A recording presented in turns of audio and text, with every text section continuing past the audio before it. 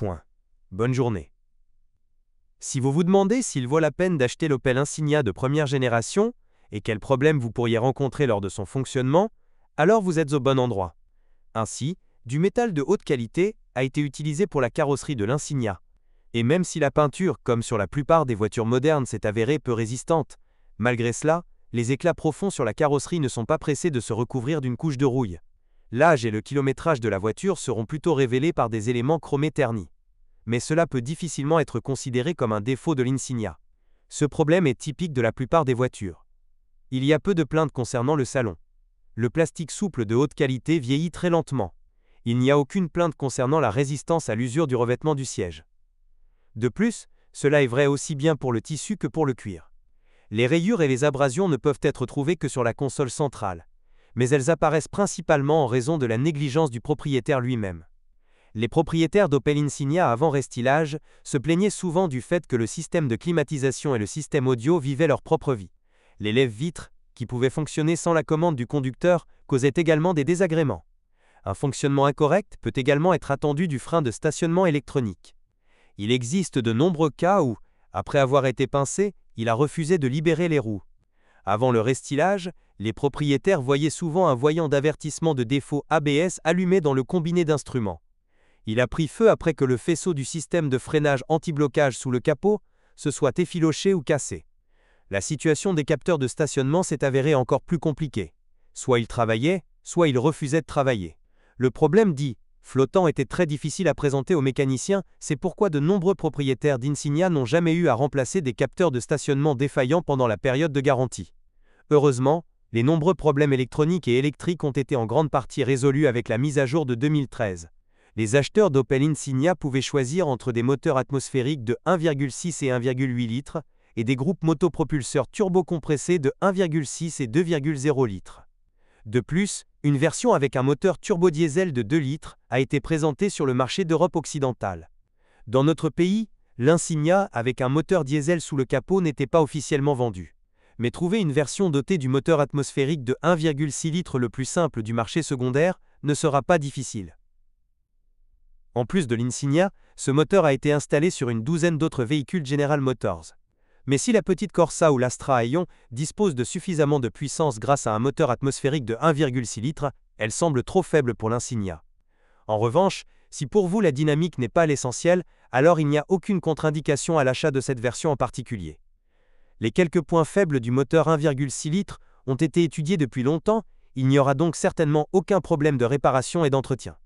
Le moteur de 1,8 litres n'est pas mal non plus. Le thermostat est considéré comme son point faible, c'est pourquoi les propriétaires inattentifs risquent de surchauffer le moteur. Le moteur le plus courant des Insignia vendus dans notre pays est le moteur 1.6T. L'unité turbocompressée s'est avérée non seulement assez puissante, mais également assez fiable. On ne peut pas en dire autant du groupe motopropulseur 2.0T. Il est critiqué pour l'étirement rapide de la chaîne de distribution et les problèmes de papillon des gaz. Il est très rare de trouver un moteur 2,8 litres dans une Insignia. Il confère à la voiture une dynamique d'ouragan, mais en retour, il nécessitera un service exceptionnellement qualifié. Étant donné qu'il n'existe actuellement aucun revendeur officiel de la marque Opel dans notre pays, des problèmes peuvent survenir lors de la réparation de la version la plus puissante d'Insignia. Bien que les Insignia diesel n'étaient pas officiellement vendues sur notre marché, elles étaient autrefois très activement importées par les revendeurs des pays d'Europe occidentale. L'impression d'un moteur diesel de 2 litres dépendra en grande partie de la qualité du carburant diesel utilisé. Si vous faites le plein avec un substitut et ne faites pas attention à la prévention des problèmes typiques du diesel, les problèmes avec le filtre à particules et la vanne EGR ne peuvent être évités. D'autres problèmes possibles incluent une perte soudaine de puissance du moteur. Le plus souvent, cela se produit en raison d'un tuyau de soupape à vide du compresseur grillé. Après avoir un peu compris le problème, vous pouvez installer vous-même le tuyau à sa place d'origine. N'oubliez pas l'entretien régulier de l'huile. Vous pouvez oublier en toute sécurité l'intervalle d'entretien recommandé en Europe de 15 000 km. Dans nos conditions, il est préférable de changer l'huile d'un moteur diesel tous les 7 à 8 000 km. Une boîte de vitesse manuelle à 6 rapports était proposée pour la version de base de l'Opel Insignia. Aucun problème n'a été signalé avec cette boîte. Avec une opération prudente, vous pouvez parcourir 120 à 150 000 km avant de remplacer l'embrayage. Ceux qui aiment s'éclairer devront faire de même après un kilométrage de 60 à 70 000 km. Beaucoup plus souvent, vous pouvez trouver une boîte automatique à 6 vitesses sur l'Insignia. De nombreuses autres plaintes pèsent contre lui. Reflasher la boîte permet de résoudre les pannes électroniques. Résoudre le problème des fuites d'huile sur les joints de la boîte de vitesse sera plus difficile. Heureusement, il n'y a presque jamais de perte critique de pétrole. Ainsi, la plupart des propriétaires vérifient simplement périodiquement le niveau d'huile dans la boîte et ferment les yeux sur les taches d'huile disgracieuses. Il n'y a pas lieu d'avoir peur de la version à transmission intégrale. L'accouplement Haldex, responsable de la liaison de l'essieu arrière, a fait ses preuves. Elle n'a peur que d'une forte surchauffe. Mais comme l'Insignia, en principe, n'est pas destinée aux assauts tout-terrain, il est difficile d'imaginer une situation où cette voiture sera obligée de déraper pendant longtemps. Avec une suspension à ressort conventionnelle, il n'est pratiquement pas nécessaire de remplacer les consommables avant un kilométrage de 100 000 km. Les roulements de roues et les jantes de force stabilisatrices seront probablement les premiers à abandonner. Les éléments de suspension restants, s'ils sont utilisés avec soin, peuvent durer jusqu'à 150 000 km. En raison des bas prix des consommables, leur remplacement ne sera pas difficile.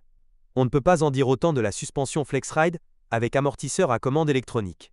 Bien sûr, changer le caractère de la voiture d'une simple pression sur une touche dans l'habitacle est très intéressant, mais pour un tel plaisir, vous devrez payer un entretien de suspension beaucoup plus coûteux.